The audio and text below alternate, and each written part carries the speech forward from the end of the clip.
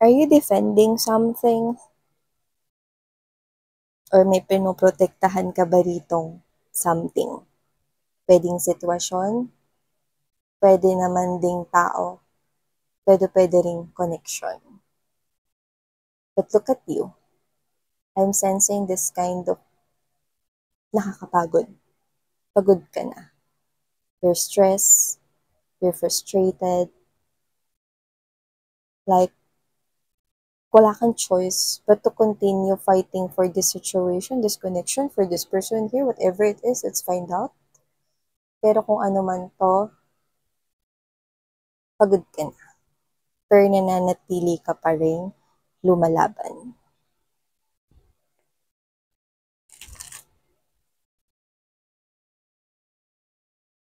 You want this change. But my attention was being drawn by these clouds in the background.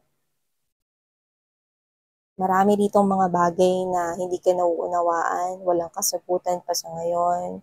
Pero nakikita ko itong unti-unting mahahawi for you guys because we've got the Wheel of Fortune in a upright position, which only means right here that there is something here, no, na in favor na mangyayari sa'yo or about the situation here involving you.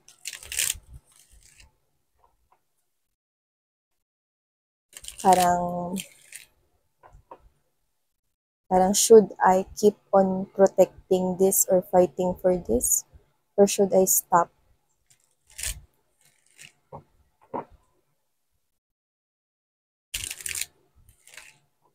You're trying to look for answers.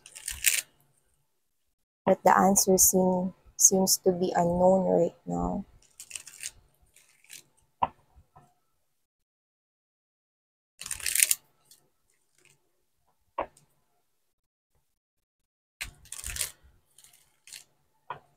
Okay, let's go ahead and find out what's really happening here for you guys.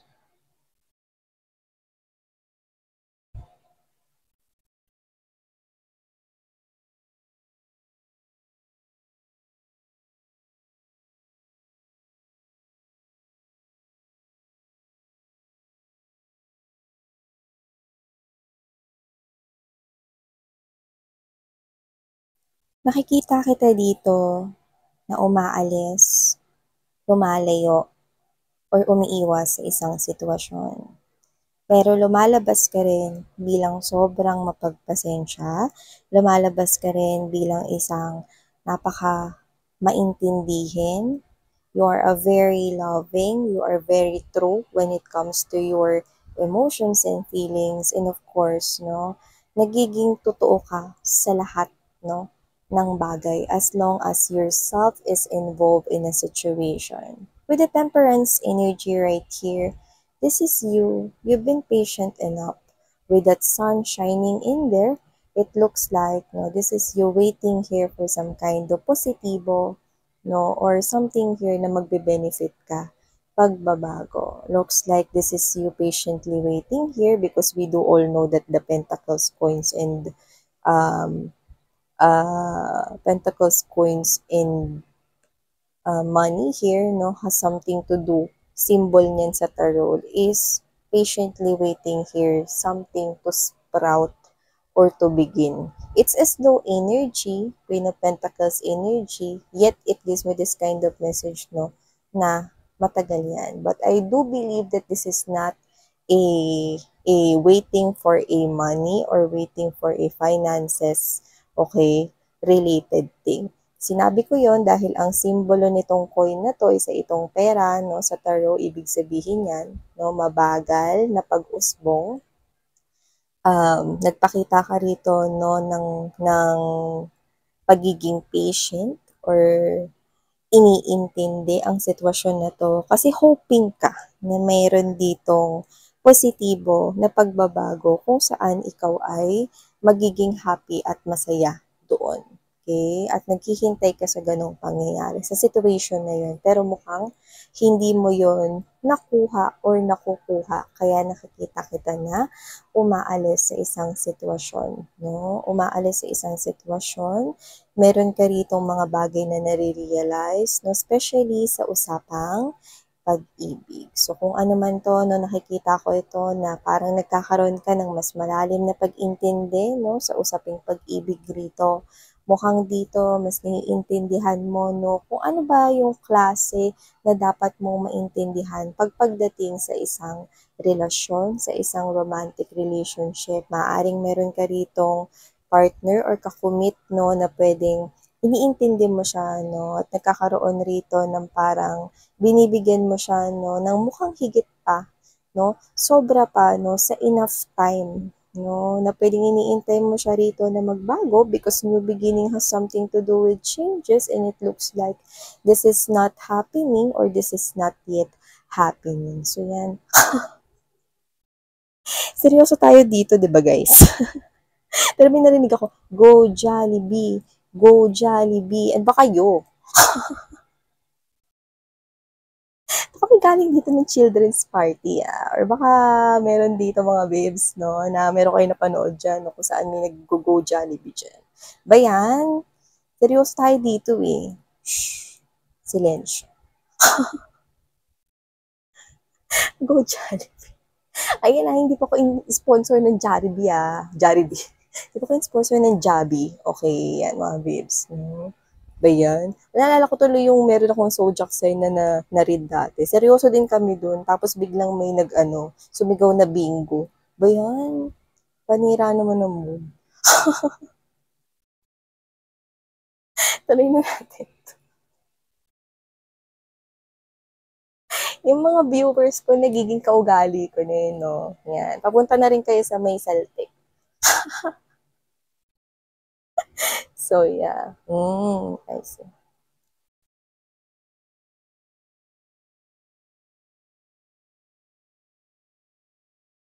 Alam mo, sa totoo lang, matagal mo na pinag-iisipan to, no? Hindi ka lang gumagawa ng aksyon, pero nakikita kita, nagkagawa ka na ng aksyon dito, or patungkol dito sa sitwasyon na ito.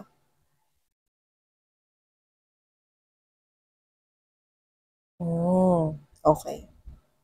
Pero panira talaga yung nagsabi ng mga sumisigaw ng Go Jollibee, Go Jollibee. Doesn't have to be na kayo yun, pero pwedeng kayo yun.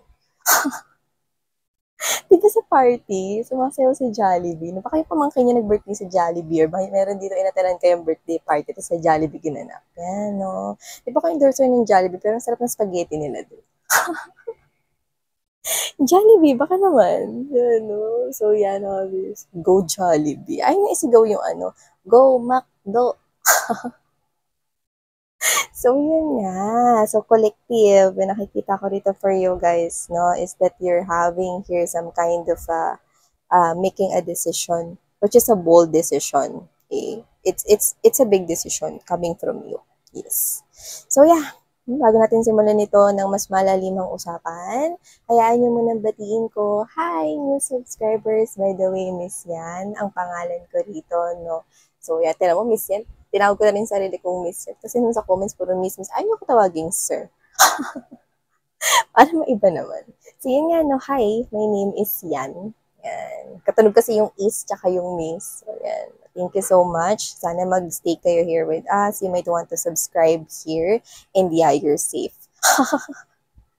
Nasa tamang kamay kayo, guys. Yan, no. At sa mga returning subscribers, yan, no. Naku.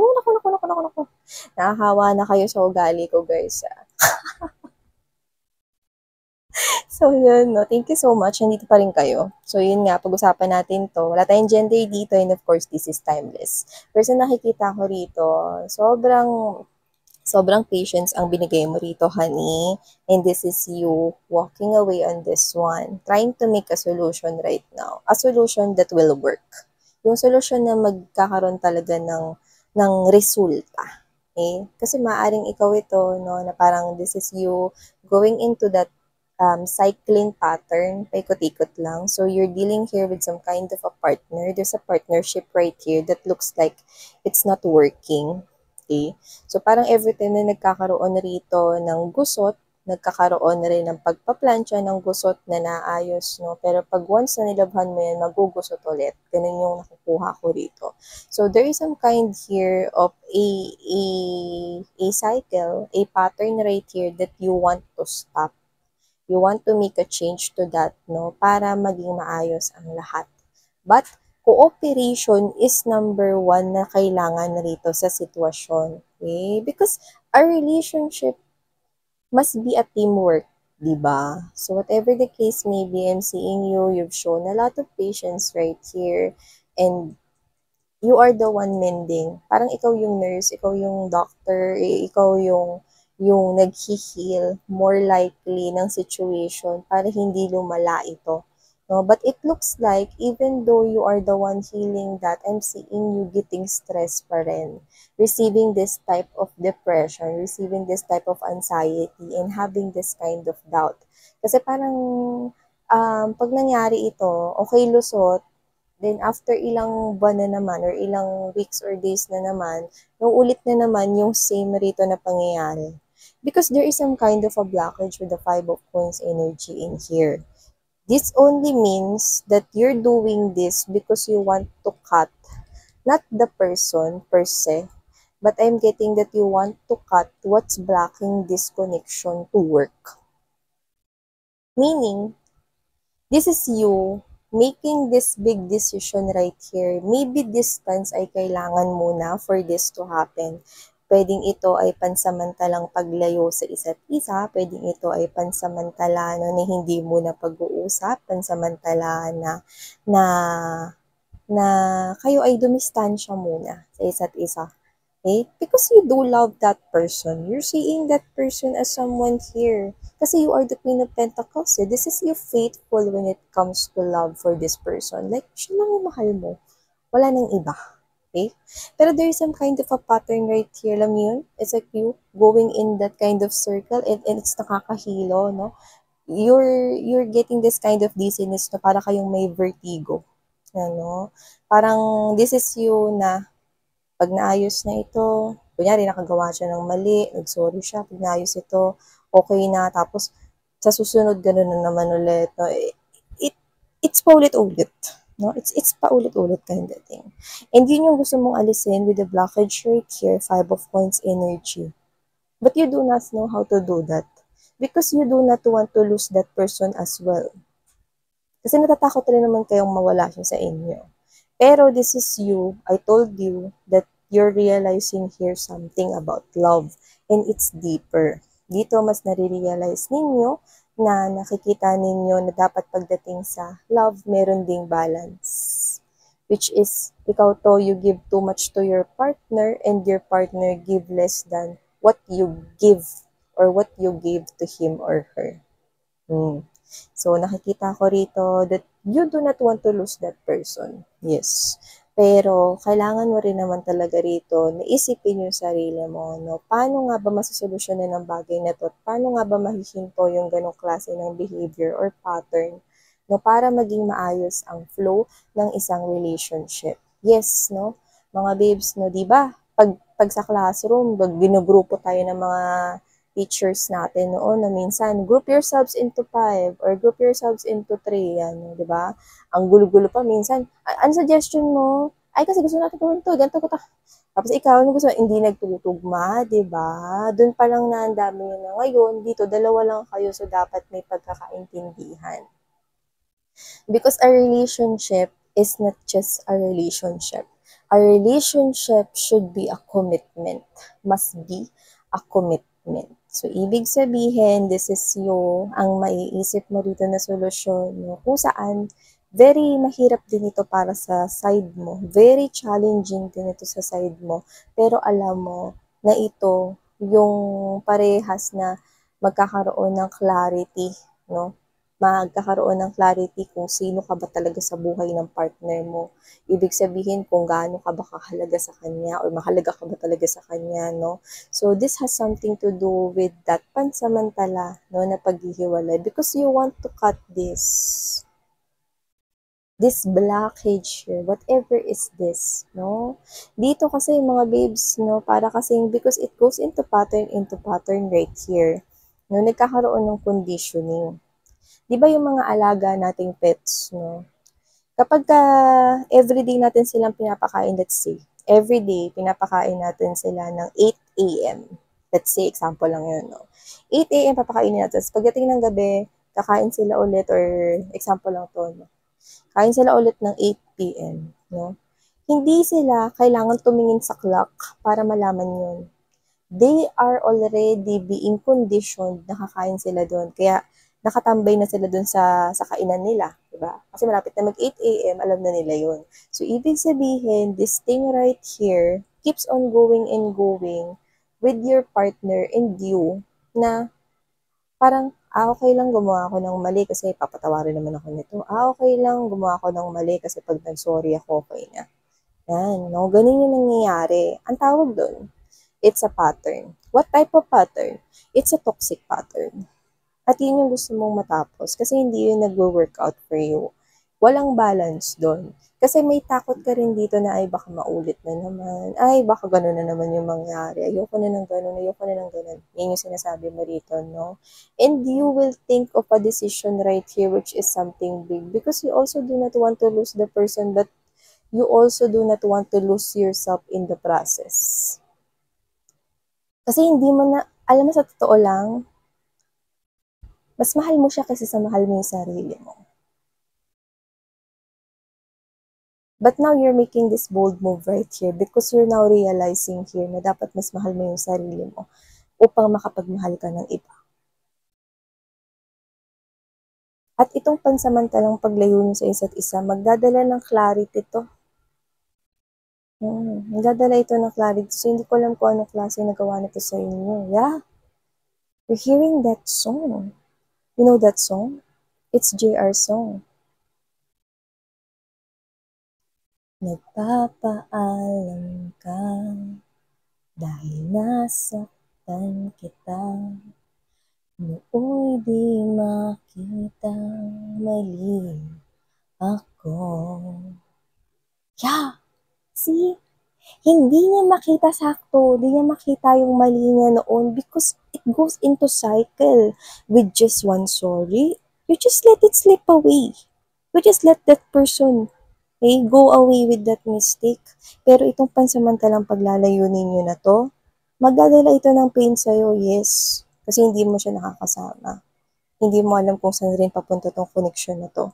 Pero ito yung magbibigay ng daan. This person here, I'm seeing this person here coming towards to you. Knocking at your door. Because he or she will realize, no, na dapat pinakinggan ka niya. Dito makikita mo na mahalaga siya sa'yo. Because in the near future, right here, mga babes, no, with the moon card right here, 6 of Cups energy, I'm seeing a reunion coming from the both of you.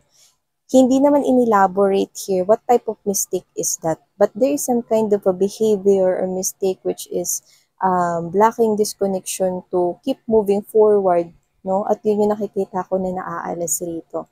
See? You will receive that clarity that you want. I'm seeing this person coming towards you without you chasing him or her.